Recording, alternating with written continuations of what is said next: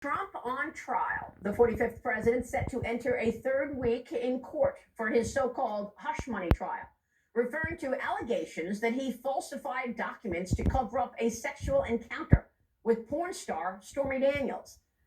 The former president has pleaded not guilty. The judge has placed a gag order on President Trump.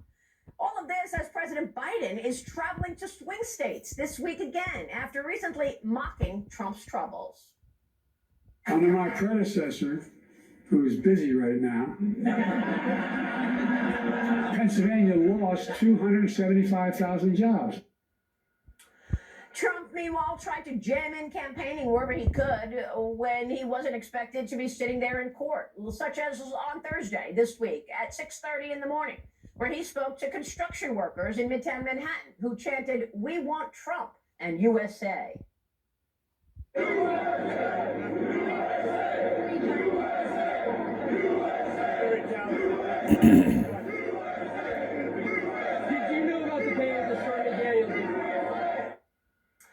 Meanwhile, the rest of America was feeling the pain and impact of bad policy, with new data showing an economy slowing, wages dropping, and inflation spiking. The cost of just about everything still rising. The GDP declining from 4.9% in the third quarter of last year to 1.6% in the first quarter of this year. Inflation up a stunning 18.9% on Joe Biden's watch. The Federal Reserve's preferred inflation reading, the PCE, spiking 2.7% in the month of March. The wide open border causing upset in communities across the country, with 10 million so-called newcomers or illegal migrants in America on Biden's watch. New Harris and Axios polling show Americans growing weary of the impact of Biden's border crisis. 46% of independents, 42% of Democrats saying that they are in favor of mass deportations of migrants who entered the country illegally. Elsewhere, discord is raging in America, with students at Columbia University still waging protests over Israel's war against Hamas terrorists. Demonstrators calling for the Ivy League to cut ties with Israel, one of the United States' closest allies in the Middle East. We will be speaking with Alan Dershowitz about this shortly. But first, despite the growing discontent, President Biden seemingly oblivious to it all, as he seeks 4 more years, despite voter concerns about his physical and mental health, with yet another gaffe this past week, reading the direction and word pause from the teleprompter as if it was part of the script. Watch. I see an economy that grows from the middle out and the bottom up, where the wealthy pay their fair share, so we can have child care, paid leave, and so much more, and still reduce the federal deficit and increase economic growth. Folks, imagine what we can do next. 4 more years. Pause. 4 more years. Pause. Oh my God. 4 more years, pause. Joining me now with the State of Affairs in the Sunday Morning Futures exclusive is the Executive Vice President of the Trump Organization and the son of President Trump, Eric Trump, back with us. Eric, thanks very much for joining me this morning. Thanks, Maria. How is your father feeling? Tell us about this case in New York and what you've been able to glean from it.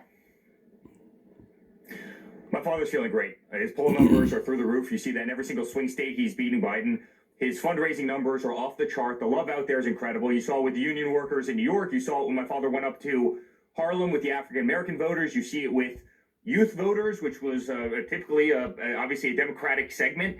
And they're all coming over my father. My father feels great. And when you play that video of Biden a second ago where he says 4 more years / pause, it's the exact reason that they're trying to tie my father up in a courtroom every single day between now and then. They know that this guy doesn't stand a chance. No one believes him. The world, Maria, is embarrassed by this man. And so what do? They use legal lawfare. It came out the other day that Biden directed the FBI raid on my father's home. Obviously, Bragg is a Soros-paid DA, no different than Fannie. They want to torture my father, but no one is believing it. Right now, Maria, New York is falling, right? You have homelessness through the roof. You have women being pushed in front of trains. You have cops that are being assassinated in their squad cars. You have little kids that are being shot in Times Square, and they're going after a guy for a $130,000 payment. Every day they close the courtroom. They close the streets around the court. It costs 20 times that. Every time they shut down the FDR Drive, it costs 50 times that. No one believes it. All while in New York, you can't go into Dwayne Reed. You can't go into CVS and buy skin lotion because it has to be locked behind plexiglass because theft is so high. And the DA's entire focus is Donald Trump? Give me a break. The country does not believe it. But this guy's not going to make it. He can't. He can't get down a pair of stairs. He can't finish a sentence. He can't read off a teleprompter without some kind of gaffe. Well, look, I mean, this is a bigger issue than just President Trump. I mean, this is about two different systems of justice. And I want to get your take on whether or not that is, in fact, resonating on people. Because until the election, we're going to see this split screen. I mean, you're talking about all of these indictments against President Trump and DAs wanting to go to trial before the election. Is it impacting people's perception of what's going on? I mean, President Trump is still leading President Biden in all of those swing states, and yet we see pictures of President Biden campaigning freely and attacking Trump, and you see your father, President Trump, sitting in that courtroom all day. You know, Maria, it's a law of unintended consequences, and the Democrats, for whatever reason, haven't figured this out, and they mess it up every single time. No different than Russia, no different than everything else. It's the law of unintended consequences.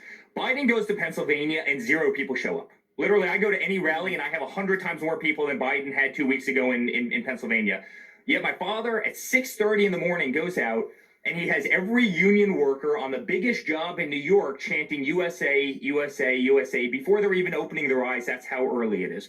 He goes to Harlem, and he has massive crowds around a bodega, and this is literally a pop-up event, right? So with all the power of Air Force One and with all the power of the executive branch, Biden can't have anybody show up. Yet my father is drawing these massive crowds, is fundraising the likes of which no one has ever seen before for the presidency. People want America back. People want to be prideful in this country again. People want a cheerleader for this nation. We've become an embarrassment to the entire world. We're getting ripped off. Wars are breaking out all over the place. Protests are happening. You have people in this country who are chanting death to America. Death to America in the United States of America. The whole world is up in arms. The economy stinks. Inflation, they can't keep it under control. The market's dropping, as you've seen over the last week. You know, people can no longer afford to live. Rent is through the roof. I mean, where do you want me to stop? Yeah. The world is crazy right now. The Middle East is on fire. When it was perfect under my father, they want our world back. They want stability again. It's very disturbing.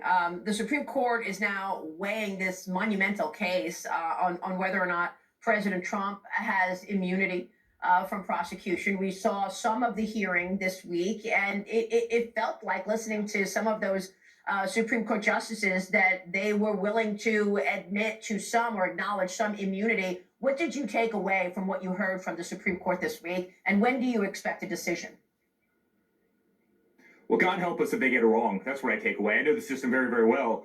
And the only people who are going to benefit are big law firms in Washington, D.C., because they are going to go after every single president. They'll start with Obama. Fast and Furious, right? Where he gives 2,000 weapons to cartel members. And then they'll go